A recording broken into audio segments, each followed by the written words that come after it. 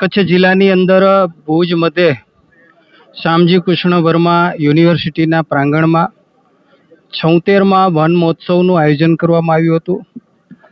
ગુજરાત રાજ્ય બાળ વિભાગ આયોગના ચેરમેન શ્રી આદરણીય શ્રી ધર્મિષ્ઠાબેનની ઉપસ્થિતિની અંદર સાથે સાથે જિલ્લા પંચાયતના પ્રમુખ શ્રી, સૌ ધારાસભ્યશ્રીઓ, કુલપતિશ્રી, ફોરેસ્ટના સૌ અધિકારીશ્રીઓ, કર્મચારીશ્રીઓ અને મોટી સંખ્યામાં ખેડૂતો, વિદ્યાર્થીઓ, સરપંચો, સૌ ગ્રામજનો જોડાણ હતા. અને આપણે જોયું છે કે છેલ્લા અનેક વર્ષોમાં સતત ને સતત કચ્છની અંદર વૃક્ષોના વાવેતર થઈ રહ્યા છે.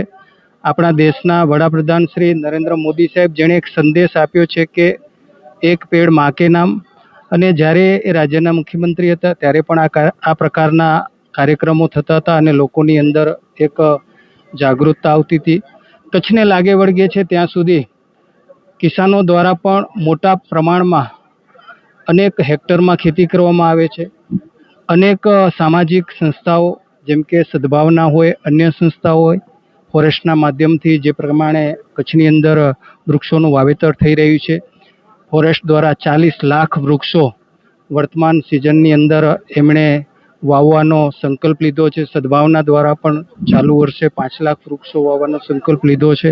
ત્યારે હું તમારા માધ્યમથી બધાને વિનંતી કરું છું કે આપણે કચ્છની અંદર મોટા પ્રમાણમાં વૃક્ષો વાવીએ.